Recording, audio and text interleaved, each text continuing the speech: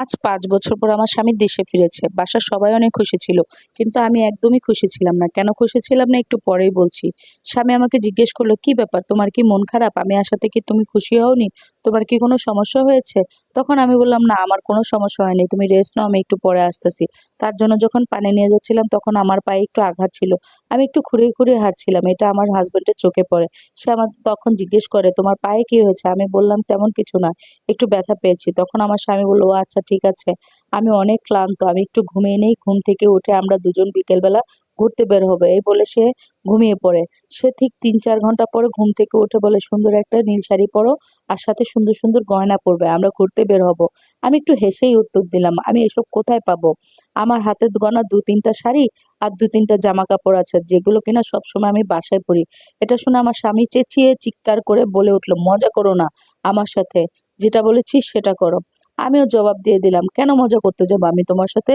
যা সত্যি আমি সেটাই বলেছি। আমার কাছে এর থেকে বেশি আর কিছুই নেই।" তখন আমার স্বামী বলে উঠল, "আমি তো তোমার জন্য ৫-৬ মাস পর, পর তোমার পছন্দের শাড়ি কেনার জন্য আমার মায়ের কাছে প্রত্যেক মাসে টাকা দেই। আর এছাড়াও প্রতি মাসে ৳২,০০০ করে এক্সট্রা তোমার হাত খরচ দেই। আর এছাড়াও আমি ২ মাস আগে তোমার জন্য ৳১,০০,০০০ পাঠিয়েছি তোমাকে স্বর্ণের গয়না বানানোর জন্য। এসব কোথায় গেল?" আমি একটু বিরক্ত হয়ে বললাম, "আমার কাছে কিছুই নেই। আমি যেতে পারব না।" তখন বলেই উঠলাম যে, "আমার কাছে কিচ্ছু নেই।" তখন আমার স্বামী আমার সাথে অনেক রাগারাগি শুরু করলো। জোর গলায় কথা বলা শুরু করলো। শেষমেশ আমিও জোর গলায় কথা বলতে, বলতে কেঁদেই ফেললাম। কান্নাটা আর ধরে রাখতে পারিনি। তখন আমি বললাম, "তোমার মা এসব আমায় কিছুই দেয়নি। পাশের রুমে তোমার মা আছে। চাইলে তুমি তোমার মাকে জিজ্ঞেস করো।" এইসব শোনার পর আমার স্বামী তার মাকে ডাক দিল। মুহূর্তেই আমার শাশুড়ি আমাদের রুমে এসে হাজির হলো। এসেই আমার শাশুড়ি জোর গলায় বলা শুরু করলো, "কি হয়েছে বাপ? তুই না ঘুমাচ্ছিলি? বউ কি তোরে কিছু বলছে? ও কি কোনো ঝামেলা করছে? আমাকে বল।" আমার স্বামী এবার উল্টো তার মাকে জিজ্ঞেস করলো, "মা, আমি যে আমার স্ত্রীর জন্য গয়নার জন্য টাকা পাঠাইছি ওই টাকাগুলো কই? এতদিন টাকা পয়সা দিতাম ওকে জামাকাপড় কেনার জন্য, সেই জামাকাপড় কই? ওকে কি তুমি কোনো জামাকাপড় কিনে দাওনি?" তখন আমার শাশুড়ি চুপ করে থাকলো। আমার স্বামীর চিৎকার চেঁচামেচিতে দেখে আমার ননদও চুপ করে থাকলো। আমার স্বামী জিজ্ঞেস করলো, "মা, তুমি চুপ করে আছো কেন? কেন তুমি নিজেই উত্তর দিচ্ছ না?" তখন আমি নিজেই বললাম, সে চুপ করে আছে, এবার আমি নিজেই উত্তর দেই। মা আর কি উত্তর দিবে? আমি বলছি, "তুমি শোনো, তুমি বিদেশ যাওয়ার পরে তোমার মা আমাকে, তোমার বোন আমাকে অনেক কষ্ট দিয়েছে, যা বলার মতো না। কাজে যদি কোনোদিন ভুল হতো, কখনো তোমার মা, কখনো তোমার বোন আমার গায়ে হাত তুলতো। ওই যে তোমার বোনকে দেখতে পাচ্ছ, ও কিন্তু আমার থেকে অনেক ছোট। ওর সাহস হয় কিভাবে ও আমার গায়ে হাত তোলা? আর বাকি রইল গহনা আর জামাকাপড়ের কথা। গত মাসে যেই টাকাটা পাঠিয়েছিলে ওইটা দিয়ে তোমার বোন নতুন আইফোন কিনেছে। পারলে জিজ্ঞেস করে দেখো, সে সামনেই আছে। আর যখনই ঈদ আসতো প্রতিটা ঈদে ৳২০০-৩০০ দিয়ে জামা কিনে নিয়ে আসতো। আর এত, এত টাকা পেয়ে বলতো, 'ইস আমার ভাই এত ইনকাম করতেছে তোকে ঘরে বসে খাওয়াবো বলে।'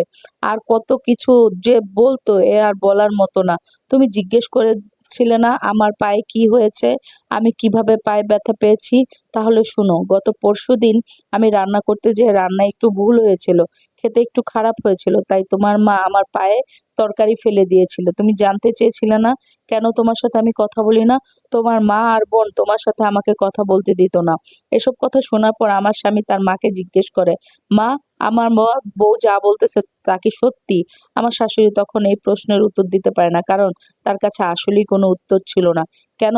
তোমরা আমার অনুপস্থিতিতে আমার বউয়ের সাথে এত খারাপ ব্যবহার করলে? মা, জবাব দাও, জবাব দাও। তুমি তোমার মেয়ে বউটাকে কেন কাজের মেয়ের মতো রেখেছো?" তখন আমার শাশুড়ি বলে, "বাবা, আমাদের ভুল হয়েছে।